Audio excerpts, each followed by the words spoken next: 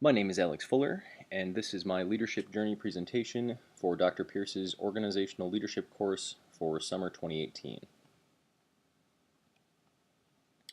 My leadership journey started when I was relatively young, and when looking back on my past experiences, the first one that really jumped out at me as important to my development was a karate club that I was a member of during childhood. Our sensei, Master Halstead, was an incredible leader and helped to set a great example for me in my early stages of development that I was later able to build on. One of the key elements that made me feel so involved in karate was the sense of camaraderie and belonging that Master Halstead helped to foster while we studied. Some of this was not unique to our form of martial arts.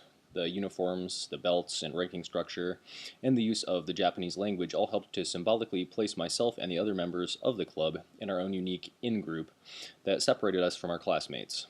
Even when we were not practicing and would pass one another in the halls at school, there was an unspoken level of appreciation that these symbols helped to instill in us. While his leadership style was certainly more authoritarian, just due to the nature of studying a martial discipline, Master Halstead was also very well respected by all of his students. His position as sensei, from which he derived legitimate power, was certainly a factor here, as was referent power. He was revered by almost every student in school due to his black belt status. Naturally, he also drew on expert power. After all, he was teaching us new and advanced self-defense techniques that we had no prior knowledge of. His unique blend of authoritative and yet compassionate teaching struck me as particularly essential during a visit from his Japanese mentor and some of this man's own students who had flown over for a tournament. While we trained on one side of the room, we watched the other students train across the gym. Master Halstead's sensei was heavily coercive and would often even strike his students with a thin metal switch when they failed to properly execute their blocks and punches during practice. By contrast, Master Halstead was always very calm and took time to watch and modify each of our stances gently in order to ensure that we learned the correct placement and angle for these essential movements. Thanks to his guidance, I quickly advanced through the ranks during my time studying with him and gained a much greater appreciation for following a leader who is patient and communicates directly and sincerely with his followers.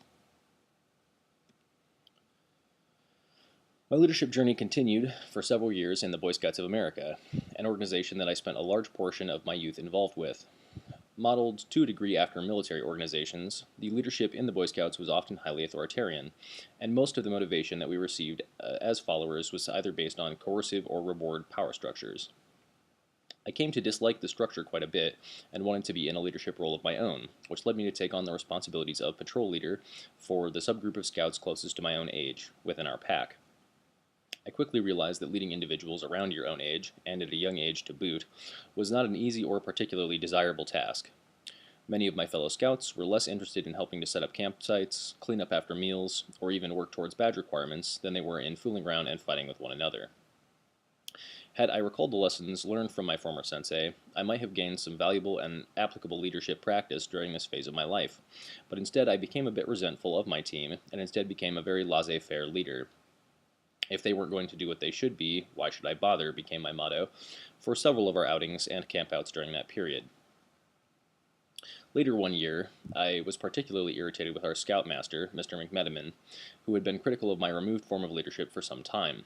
His son, James, was the patrol leader of the group ahead of us in age, and I felt there was some favoritism at work and that he was generally too tough on me. We went on a canoe trip in Wisconsin shortly thereafter. Just my group of scouts and the older group. None of the youngest members of our pack were invited, given the physical requirements. We split into teams of two, for the beginning of our downriver journey, and despite McMenamin's insistence that we group less experienced people with those who had gone before, I leveraged my position to place myself and my best friend Will into a canoe together. Neither of us had done this before, but I wanted to be with someone I liked, and my other option involved the 6-hour trip riding with McMenamin himself. Less than 10 minutes into our journey, Will and I hit some light rapids and tipped our canoe completely over. The entire trip stalled as we swam like crazy, waded to shore, and attempted to dry ourselves off. Other members of the group rescued our canoe and righted it, but several containers worth of food and water were lost. McMenamin split us up at this point, and I was forced to ride with him for the rest of the day. We didn't speak at first, but eventually began discussing my behavior and rather poor decision-making. Rather than being overly critical, which had been my perception of him until this point, my scoutmaster took a lot of time to empower me to improve my own unit. He told me that a lot of the other scouts looked up to me, respected my decisions, but that behaving the way that I had been over the last several months, I was doing a disservice to myself and to my fellow Scout members. He asked me, rather than told me, to change the way I did things, and encouraged me to improve my patrol, but also to work to make it something that all of our group could be proud of. When I attended college previously, I did so at Columbia College Chicago. After making some friends who enjoyed being resident assistants, I decided to apply for the position myself, given the experience I'd gained working with people close to my own age during my time with the Scouts. Being an RA was completely different, however. Unlike the Scouts, which placed me in a moderate leadership role with some responsibilities to direct and assist my peers, the resident assistant position is much more involved.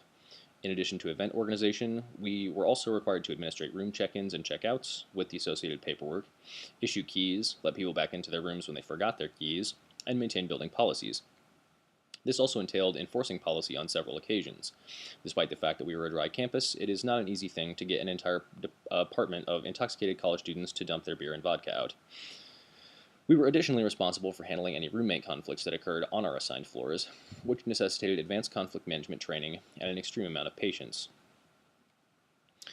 While the heavily structured and authoritative aspects of the RA position came naturally to me, both due to previous experience and the staff training we received in handling difficult situations, there were several aspects of the job I had to improve on.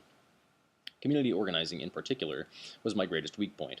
All of my leadership had been with an all-male, structured group, and my early floor themes were themed in such a way that I now understand I was alienating my female residents. Additionally, I organized a bi-monthly movie night, during which I'd provide snacks, soda, and ice cream, and invite residents to my room to watch critically acclaimed films. I was attending the school for a film and video degree at the time, and although this was the predominant major, I rarely received much attendance to my events.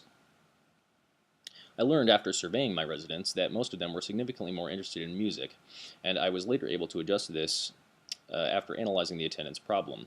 When it became apparent that the students on my floor would like to have live music, and many of them were also bothered by the late-night band practice of one of the rooms on my floor, I managed to make everyone happy by arranging for a monthly live group performance in the building's rec room, which I then supplied food and drinks to with my staff-provided event budget.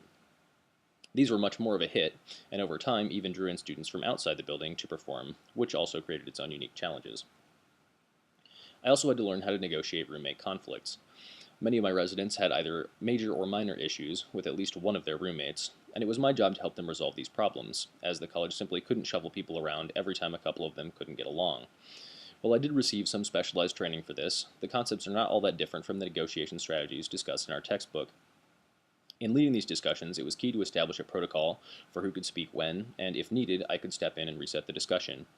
By creating a safe space for residents to work through their issues with one another instead of fighting against each other, I was able to aid the creation of several positive room dynamics. Over the course of my life, I've been exposed to many diverse and new opportunities to grow as a leader. This course has provided an excellent way to better understand and appreciate the principles that have surrounded and guided my development as a leader to this point, as well as helping me identify new key aspects of leadership to focus on as I continue to develop. After graduation, I plan to join the United States Navy as an officer, during which I am certain that my leadership skills will evolve and be put to the test. I am extremely excited for the opportunities that this career will bring, and I look forward to applying the fundamentals learned in this course to better engage with my followers to ensure the success of my military unit, wherever I may be. For me, the most essential takeaway from this course is to remember that being in a leadership position may grant me power over other individuals, but that using that power responsibly in my team or group's best interest is the great challenge of being a truly effective leader. I plan to use the wisdom I've gained here, and from past experiences, to become a strong leader who both respects and relies on his followers, and encourages each and every member of his unit to become the best soldiers they can be for themselves, their country, and their fellow servicemen and women. Thanks for watching.